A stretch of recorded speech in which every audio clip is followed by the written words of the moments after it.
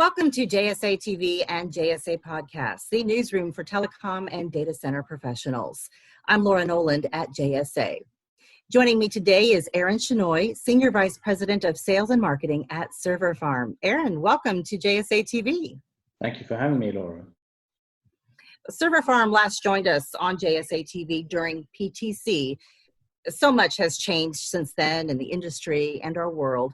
One big change to note for ServerFarm has been the addition to your Toronto data center, which you accomplished during the pandemic to keep customers online. Can you tell us more about that, Arun? Sure. So the Toronto facility was a data center that we acquired just over a year ago.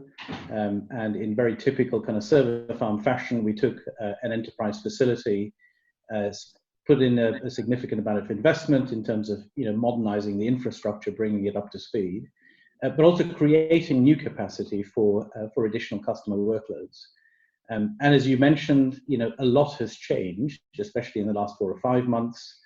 We've had to deal with two kind of very interesting, somewhat sort of counteracting requirements. One has been increased demand from our customers. Clearly they're driving many more of their applications online, and some of the applications that they have online are growing in terms of demand. So they've had to deal with that.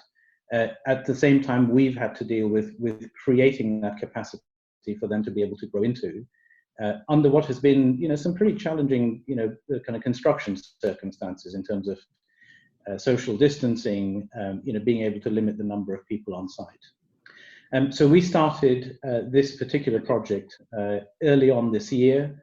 And we've just about managed to complete that, that construction facility off the new Toronto data center, releasing an additional 14 megawatts of capacity into the market.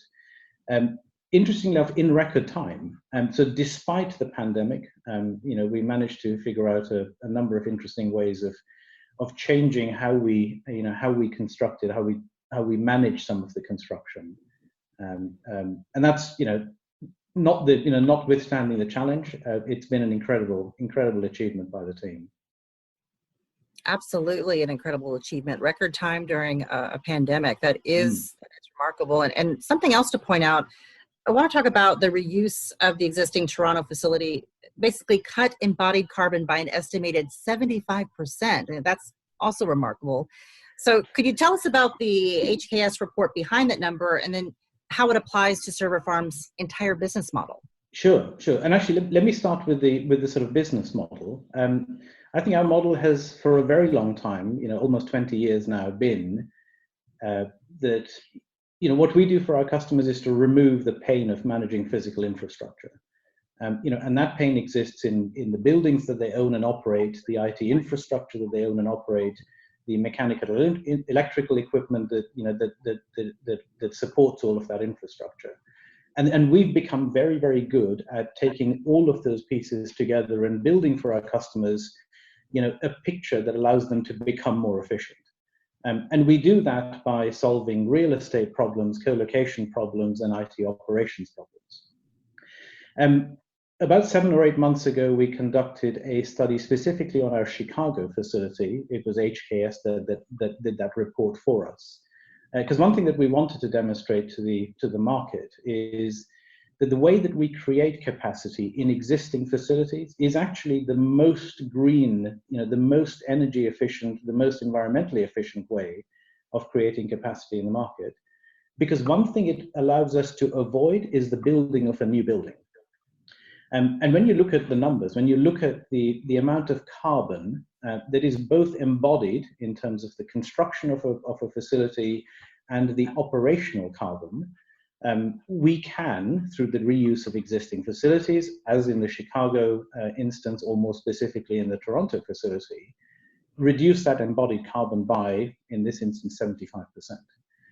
And just to kind of put a little bit of a different number around that, what that basically means is if you're a customer and you have a 1 megawatt IT requirement, you're going to save about 2 years of embodied carbon.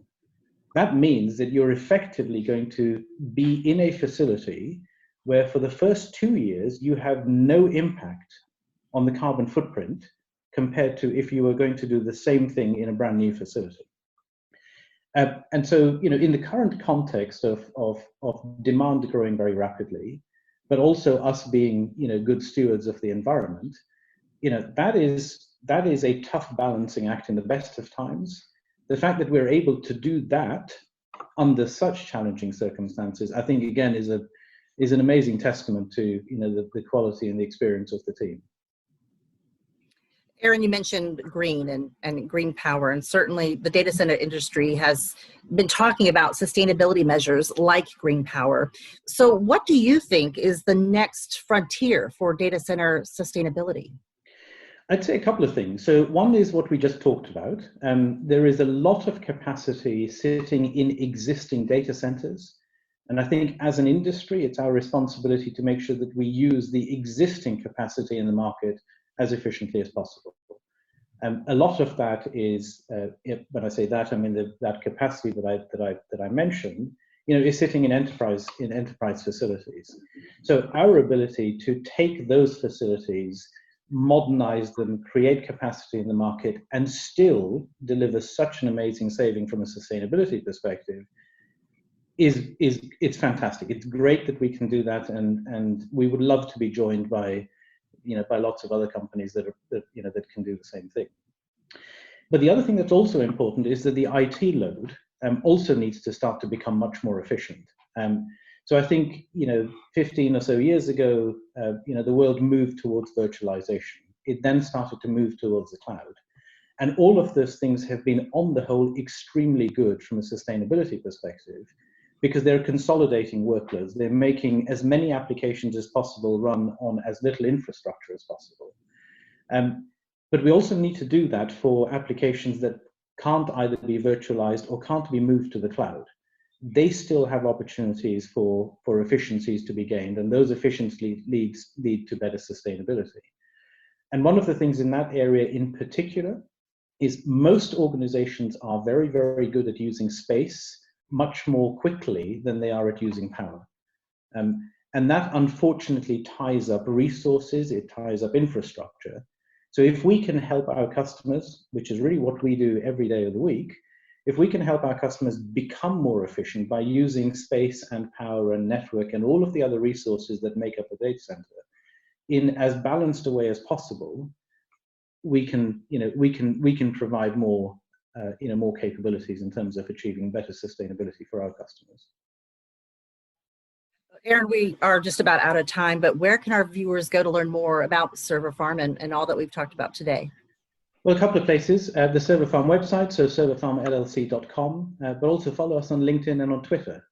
You'll find us on LinkedIn, obviously, as ServerFarm, and on Twitter as well. So, yep, we'd love you to join us in the conversation online there. We will find you there for sure. Arun, thank you so much for your time today. We appreciate it. My pleasure. Thank you very much. And thank you, viewers, for tuning into JSA TV and JSA Podcasts. Happy networking.